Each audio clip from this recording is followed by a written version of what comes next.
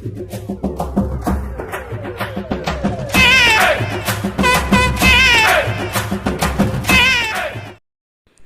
Friends, அனைவருக்கும் வணக்கம். இன்றைய ஆன்மீக பயணத்தில் நம்ம ஒரு அருமையான கோவிலை தான் தரிசிக்க இருக்கிறோம். இந்த கோவில் செங்கல்பட்டை அடுத்த பரமேஸ்வரமங்கலம்ன்ற கிராமத்தில் 1300 வருடங்கள் பழமை வாய்ந்த ஒரு சிவன் கோயிலாக, தீவு கோவிலாக, பாலாற்றங்கரையின் நடுவில் இருக்கிறது. இந்த கோவிலை தான் நம்ம இப்போ தரிசனம் செய்ய போகிறோம். வாங்க வீடியோக்குள்ளே போகலாம். 1300 வருஷத்துக்கு மேலே உள்ள கோயில், பரமேஸ்வர பல்லவர் கட்டின கோயில் தான்.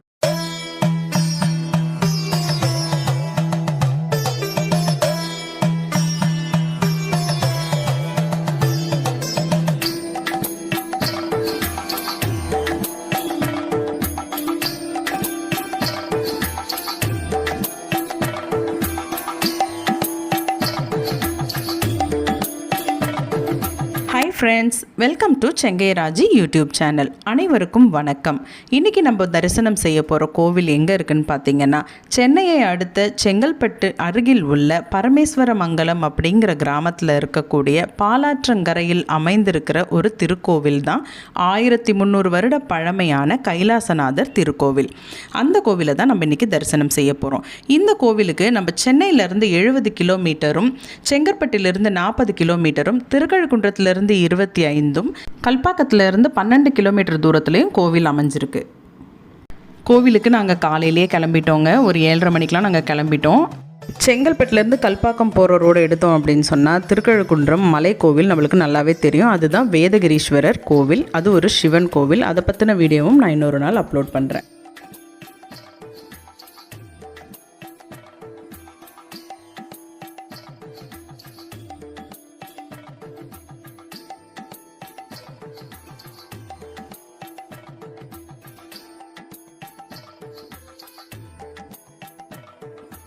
இந்த ரோடு போய் முடிகிற இடத்துல பார்த்திங்கன்னா ஒரு ரைட் இப்போ எடுக்கிறோம் பார்த்திங்களா, அதுதான் ஈசிஆர் ரோடு. இந்த ரோடோடு நம்ம கனெக்ட் ஆகிட்டோன்னு சொன்னால் பரமேஸ்வரமங்கலத்துக்கு ஈஸியாக போயிடலாம். இங்கேருந்து நம்ம ஸ்ட்ரெயிட்டாக வந்துகிட்டே இருந்தாலே பாலாறு ரோடை நம்ம பிடிச்சிடலாம். இப்போ பார்த்திங்கன்னா நம்ம அந்த பிரிட்ஜ் மேலே தான் போய்கிட்டு இருக்கோம். இங்கேருந்து பார்த்தாலே நம்மளோட கைலாசநாதர் கோவில் நம்மளுக்கு தெரியும். நான் வந்து ஜூம் பண்ணி காமிச்சிருப்பேன் பாருங்கள். அங்கே பார்த்திங்களா ஒயிட்டாக தெரியுது. அதுதான் நம்ம போக போகிற கோவில், கைலாசநாதர் கோவில். இங்கேருந்து அப்படியே போயிட்டே இருந்தோன்னு சொன்னால் ஒரு ரைட் எடுக்கணும். இங்கே ரைட் எடுக்கும்போதே உங்களுக்கு இங்கே போர்டு போட்டிருப்பாங்க லெஃப்ட் சைடில். அதை பார்த்தாலே உங்களுக்கு தெரிஞ்சிடும். உள்ளே நீங்கள் யார்கிட்ட கேட்டாலும் வழி சொல்வாங்க.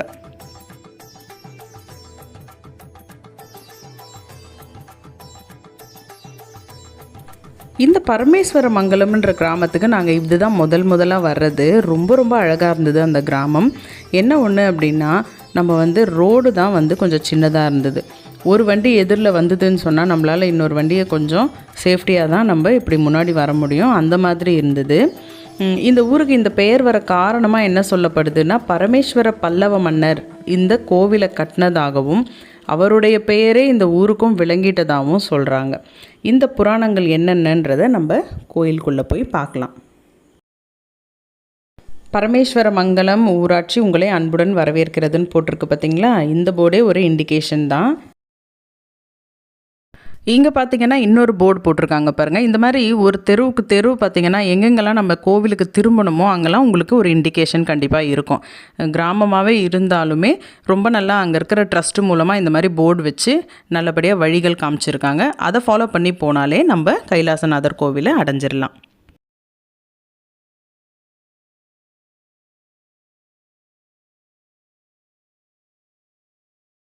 இதோ நிற்கிறாரு இந்த அண்ணா கிட்ட தான் நாங்கள் வழி கேட்டோம். இந்த ரோடு போய் முடிகிற இடத்துல பார்த்தா ஒரு ரைட் எடுக்கணும். அந்த ரைட் எடுத்துகிட்டு ஸ்ட்ரெயிட்டாக போய்கிட்டே இருந்தீங்கன்னா ஒரு போர்டு வரும். அந்த போர்டு எதிரிலேயே உங்களுக்கு கோவில் இருக்கும் அப்படின்னு அவர் வழி சொல்லியிருந்தார். அதன்படியே நாங்கள் அந்த ரோடு வழியாக இப்போ வந்துக்கிட்டு இருக்கோம். அறநிலையத்துறை சார்பாக வைக்கப்பட்டு இருந்த ஒரு போர்டு இருந்தது. இங்கே பாருங்கள், இந்த போர்டு தான். அப்படியே எதிரில் பாருங்கள் நம்மளுடைய கைலாசநாதர் சிவன் கோயில் இருக்குது. இப்போ நம்ம காரை பார்க் பண்ணிவிட்டு கோவிலுக்குள்ளே போகலாம். பார்க்கிங்க்கு வந்து இடம் நிறையவே இருக்குது. அதனால் காரோ 2 வீலரோ நம்ம ஈஸியாக பார்க் பண்ணிவிட்டு கோவிலுக்குள்ளே வந்துடலாம். இங்கே பாருங்கள், நம்ம 1300 வருட பழமையான கைலாசநாதர் திருக்கோயிலை வந்து அடைஞ்சிருக்கோம். இந்த ஒரு தருணம் வந்து மனசுக்கு அவ்வளோ சந்தோஷமாக இருந்தது. இவ்வளோ பழமையான கோயிலுக்கு நம்ம வரப்போகிறோமா அப்படின்ற மாதிரி மனசுக்கு அவ்வளோ சந்தோஷமாக இருந்தது. இவ்வளோ நாள் நாங்கள் செங்கல்பட்டில் இருந்தோம், இந்த கோயிலுக்கு வர முடியாமல் இருந்தோம். பட் இன்றைக்கி வந்து எங்களுக்கு அதுக்கான சான்ஸ் கிடச்சி நாங்களும் வந்துட்டோம். ரொம்ப ரொம்ப நன்றி சொல்கிறேன் அந்த ஐயனுக்கு. என்னோட சேர்ந்து நீங்களும் இந்த பயணத்தை தொடருங்க. கண்டிப்பாக இந்த கோயிலுக்கு வரணும்னு நினைக்கிறவங்க இந்த வீடியோவை பார்த்தீங்கன்னா உங்களுக்கு ஒரு கிளாரிட்டி கிடைக்கும். நம்ம உள்ளே என்டர் ஆனதுமே வலது புறத்தில் பார்த்திங்கன்னு சொன்னால் கால பைரவருக்கு தனி சன்னதி இருக்குது. அதில் வந்து அவருடைய வாகனமாக சொல்லப்படுற பைரவர் வந்து இருக்கார். அவருக்குன்னு தனி மண்டபம் இருக்குது. அந்த மண்டபத்தில் பார்த்திங்கன்னா 4 பக்கமுமே பைரவர் சிலைகள் நிறுவப்பட்டிருக்கு. கொஞ்சம் படிகள் மேலே ஏறி அப்படியே போனோன்னு சொன்னால் தட்சிணாமூர்த்திக்கு பிரம்மாண்டமான ஒரு சிலை நிறுவப்பட்டு இருக்குது. அவ்வளோ அழகாக இருந்தார் பார்க்குறதுக்கு. அங்கேருந்து அப்படியே அவரை தரிசனம் பண்ணிவிட்டு இப்படியே வந்தோன்னு சொன்னால் கோவிலோட அழகை வந்து ஃபுல்லாகவே சுற்றி பார்க்கலாம். அவ்வளோ ரம்மியமாக இருந்தது.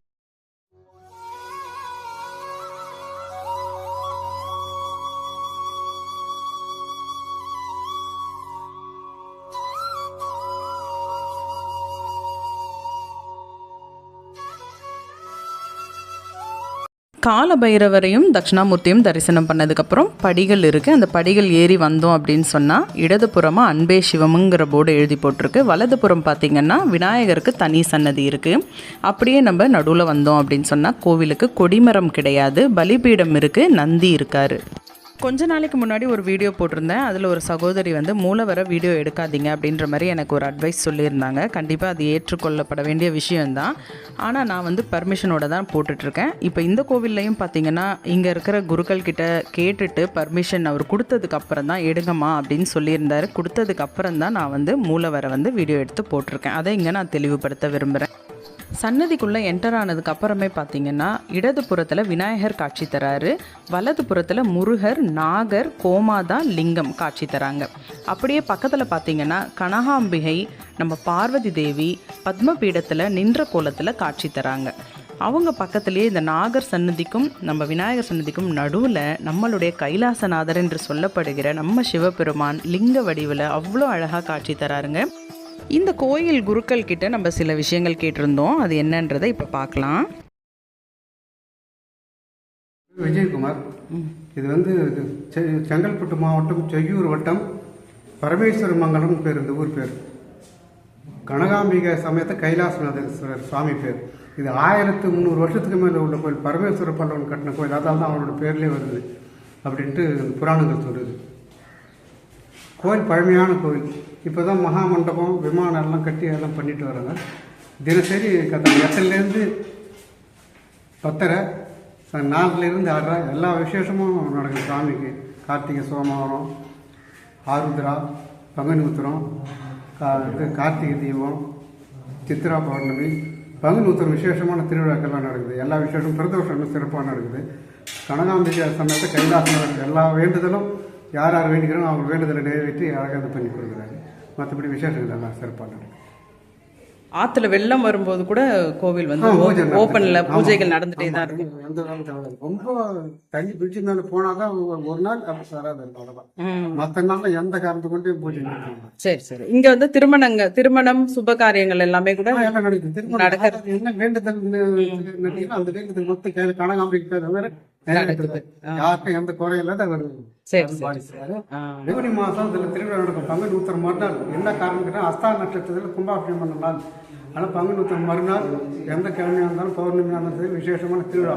பஞ்சமூர்த்திக்கு திருக்கல்யாணம் மண்டபத்தில் விசேஷமாக நடக்கும். அம்பாளுக்கு சந்தன காப்பு, உத்தர அபிஷேகம் விசேஷமாக விழாக்கோலமாக கோயில் பூண்டிருக்கும்.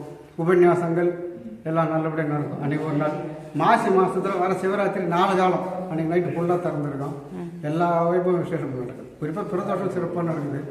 அன்னாபிஷேகம், கார்த்திகை நாள் சோமவாரம், ஆணி திருமஞ்சனம், ஆருத்ரா, சோமவாரம் எல்லாம் நடக்குது. சங்காபிஷேகமும் எல்லாமே சிறப்பாக நடக்குது. சாமி என்ன வேண்டுதல் வேண்டிட்டு இருக்காங்களோ அந்த வேண்டுதல் கண்டிப்பாக கைலாசநாதர் கனகாம்பிகை கை கொடுக்கும். திருமணம் வரன், குழந்தை பாக்கியம், வேலையின்மை என்னென்ன அவங்க வேண்டிக்கிறாங்களோ அவங்களுக்கு கண்டிப்பாக. இந்த கைலாசநாத திருக்கோவில் 7ஆம் நூற்றாண்டில் பரமேஸ்வர பல்லவ மன்னரால் கட்டப்பட்டிருக்கு.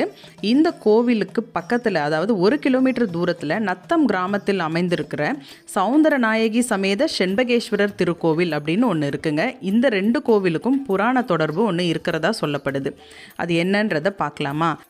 நத்தம் கிராமத்தில் செண்பகவனமாக இருந்த ஒரு இடத்துல செண்பகேஸ்வரரை வேண்டி லக்ஷ்மி தேவி தவம் இருந்தாங்களாம். அப்போ சிவபெருமான் லக்ஷ்மிக்கு துணையாக நந்தியை இருக்குமாறு சொல்லிவிட்டு சென்றதாகவும் இந்த புராணம் சொல்லப்படுது. அதனால் நந்தி இறைவனை பார்த்த மாதிரி இல்லாமல் திரும்பி இருப்பார் அப்படின்னு ஒரு கதை சொல்லப்படுது. இன்னொரு கதை என்ன சொல்லுதுன்னு பார்த்தீங்கன்னா, செண்பகேஸ்வரர் கோவிலில் இருந்து சிவபெருமான் வெளியில் இறங்கி பாலாருக்கு வேறு பெயர் ஒன்று இருந்ததாகவும் சொல்லப்படுது. அந்த கரையை ஒற்றி இருக்கிற ஒரு குன்றில் அவர் தவம் மேற்கொண்டிருக்காரு. இந்த தவத்தை பார்த்து சந்தோஷப்பட்ட வருண பகவான் மழையா பொழிஞ்சதாகவும், அங்க இருந்த ஒரு பசு இறைவனை மழையில நனைய விடாம இருக்கணுமேன்றதுக்காக அவருக்கு நிழலா போய் இடையில நின்னதாகவும், சிவபெருமானும் கோமாதாவும் நினையாம இருக்கணுன்றதுக்காக நாகம் குடைப்பிடித்ததாகவும் ஒரு வரலாறு சொல்லப்படுது. இப்போ நம்ம பார்த்துட்டு இருக்கிற அந்த சிலை தான் லிங்கமும் கோமாதாவும் நாகத்தினுடைய சிலையும். இது அந்த புராணத்தை குறிக்கக்கூடிய விதமாக அங்கே அந்த சிலை இருக்குது. தவத்திலிருந்து விழித்த சிவபெருமான் இவங்க 2 பேரையும் பார்த்து ரொம்ப சந்தோஷப்பட்டு, உங்களுக்கு வேண்டிய வரங்களை கேளுங்க அப்படின்னு சொல்லியிருக்காரு. அப்போ இறைவா, நீங்கள் இந்த பாலாற்றங்கரையிலேயே நீங்கள் கோயில் கொண்டு இங்கே இருக்கணும், கைலாசநாதரா கனகாம்பிகையா நீங்களும் தாயாரும் எங்களுக்கு காட்சி தரணும்னு வேணுனதாக சொல்லப்படுது. அப்போ சிவபெருமானுக்கு பசிச்சிருக்கு. பசிக்காக இந்த கோமாதா பால் சொரிந்ததாக சொல்லப்படுது. அப்படியே ஓடின அந்த ஆறு மழையும் சேர்ந்ததுனால பாலாறு அப்படின்னு பெயர் பெற்றதா புராணங்கள் சொல்லுது. இந்த விஷயங்கள்லாம் ஒரு புறம் நடக்க, பார்வதி தேவி சிவனை தேடி பாலாற்றங்கரையில் இருக்கிற குன்றுக்கிட்ட அவங்க வர ஆரம்பித்தாங்களாம். அப்போது இறைவன் கைலாசநாதராக காட்சி அளித்ததாக சொல்லப்படுது. பாலாரா ஓடுறதை பார்த்த பார்வதி தேவி, நம்ம வெறும் காலோட இதை மிதிக்கக்கூடாது அப்படின்ற ஒரு எண்ணத்தினால முட்டி போட்டு வந்ததாகவும், அவங்க வந்த தடங்கள் இன்னுமே இந்த கோவிலில் இருப்பதாக சொல்லப்படுது. இப்போ அடுத்தது நம்ம அதை தான் பார்க்க போகிறோம். இங்கே பாருங்கள், இதுதான் அந்த தடமாக கோவிலில் இன்னுமே இருக்குது. கோயில் பிரகாரத்தை நம்ம சுற்றி வரணும்னா இந்த வழியாக தாங்க வரணும். சின்ன சின்னதாக படிகள் அமைச்சிருக்காங்க. இரும்பு கம்பியில் கைப்பிடிகள் செய்திருக்காங்க. இந்த வழியாக நம்ம போனோம் அப்படின்னு சொன்னால் கோவில் பிரகாரத்தை நம்ம சுற்றி வரலாம். ரொம்ப ரம்மியமாக நிறைய மரங்கள் இருக்கக்கூடிய ஒரு பகுதியாக இருக்குது. ரொம்ப குளிர்ச்சியாக இருந்தது நாங்கள் போன டைமில். அதனால் ரொம்ப சூப்பராக இருந்தது இந்த இடம் பார்க்குறதுக்கு. இப்படியே வந்துக்கிட்டே இருந்தோம் அப்படின்னு சொன்னால் ரைட் சைடில் மகாவிஷ்ணுவின் சிலை இருக்கும். இங்கே பாருங்கள், இதுதான் மகாவிஷ்ணுவோட சிலை. மகாவிஷ்ணுவை தரிசனம் பண்ணிவிட்டு அப்படியே நம்ம பிரகாரத்தை சுற்றி வரும்போது பார்த்திங்கன்னா பிரம்மனுடைய சிலை நிறுவப்பட்டிருக்கு. அங்கே அவரையும் கும்பிட்டு முடிச்சுட்டு நம்ம அப்படியே லெஃப்டில் கொஞ்சம் திரும்பி பார்த்தோம் அப்படின்னா நம்மளுடைய சிவன் கோயிலில் கணக்கு பிள்ளையாக இருக்கக்கூடியவர் யார்? நம்ம சண்டிகேஸ்வரர். அவருடைய சின்ன மண்டபத்தில் அவர் வீட்டு இருக்கிறது தெரிய வந்தது. அதையும் பார்த்து அவரையும் வணங்கிட்டு அப்படியே இந்த சைடு திரும்பணும்னு சொன்னால் மகிஷாசுர மர்தினி அவங்களுடைய சிலை நிறுவப்பட்டிருந்தது. அந்த அம்பிகையையும் நல்லபடியாக கும்பிட்டு முடிச்சுட்டு இன்னொரு மூலையில் பார்த்தோம் அப்படின்னு சொன்னால் சுப்பிரமணிய சுவாமி வள்ளி தேவசேனாவோட நிற்கிற காட்சி ரொம்ப அருமையாக இருந்தது.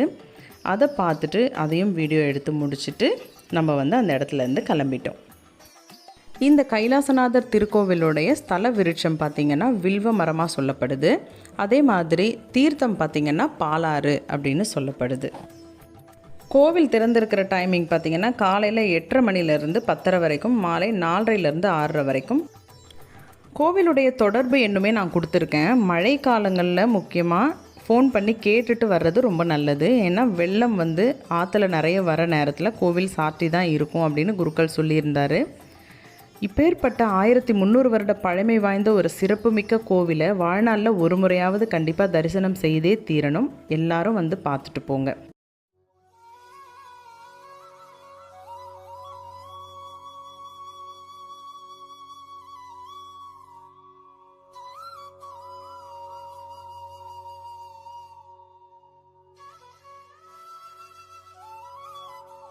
இந்த வீடியோ உங்களுக்கு பயனுள்ள பல தகவல்களை தெரிவிச்சிருக்குன்னு நான் நம்புகிறேன். கண்டிப்பாக நம்மளோட சேனலை லைக், ஷேர் அண்ட் கமெண்ட் பண்ணுங்கள். மறக்காமல் சப்ஸ்கிரைப் பண்ணிக்கோங்க. நன்றி.